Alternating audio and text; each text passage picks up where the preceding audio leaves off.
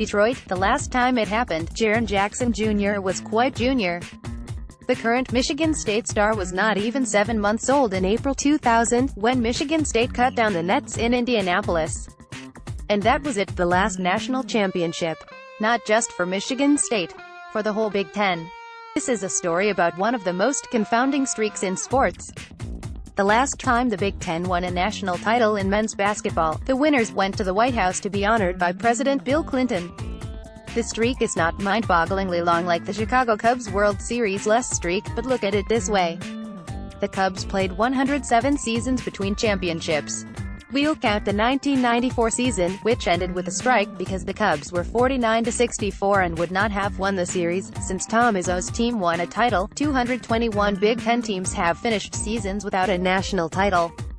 Sure, nobody expects Northwestern or Penn State to win a national championship in basketball. Or Iowa or Nebraska or Rutgers, for that matter. But since 2000, 6 Big Ten programs have made the national championship game: Indiana, Illinois, Michigan, Michigan State, Ohio State, and Wisconsin. Another, Maryland, won the title as a member of the ACC, so it's not like the Big Ten can't win a title. It just hasn't. The 2 Big Ten teams that play at Little Caesars Arena Friday are like a lot of Big Ten teams in the last 18 years. Purdue and Michigan State are good enough to win the title. But will one of them actually do it? It's hard to pinpoint exactly what the issue's been, said MSU assistant coach Dane Fife, who has both played in a Final Four for Indiana and coached in one for Michigan State since the last Big Ten championship. It's just circumstances that exist. The Big Ten is always right, and there, any explanation of a trend like this invariably sounds like an excuse. So let's start with the part of the explanation that is not an excuse. The ACC has North Carolina and Duke. The Big Ten does not. Much as Alabama has fueled the sex football dominance, the ACC's basketball success begins on Tobacco Road. North Carolina and Duke have won 6 of the last 17 national titles. That's not ACC dominance. That's Duke, North Carolina dominance. Add Connecticut, and 9 of the last 17 championships went to 3 schools. The Big Ten does not have one of those blue-chip programs right now. 18 years ago, Indiana was considered one of the blue bloods. Fife says. And so, I think when you ask around the country who the blue blood is, it probably points to us a little bit. Indiana, we're right there. Michigan State is close. But it's not quite there. For all of Izzo's success, he has never had a team with the depth of talent that Mike Krzyzewski, Roy Williams and John Calipari regularly have.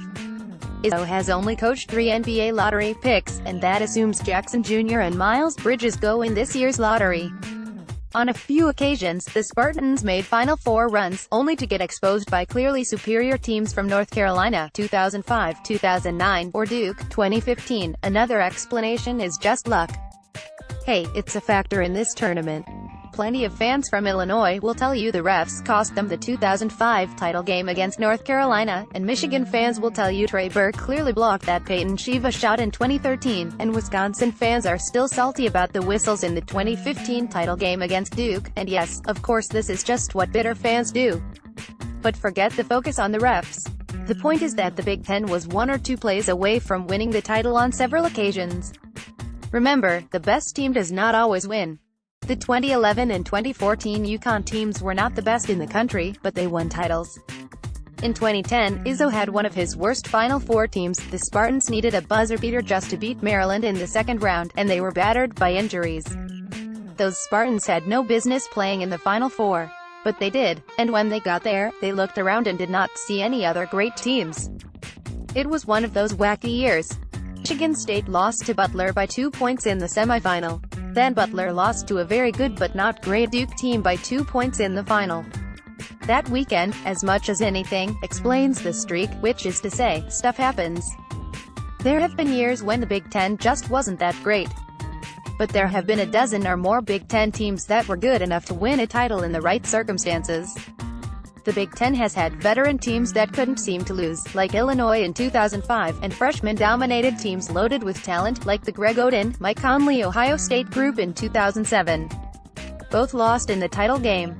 Years ago, before an ACC Big Ten Challenge event, Purdue coach Gene Keady asked his media relations expert, Elliot Bloom, what to tell the media.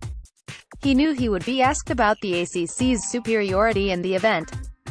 Keedy wanted to know, "What do I say?" I said, it's cyclical," recalled Bloom, who is now Purdue's director of basketball operations.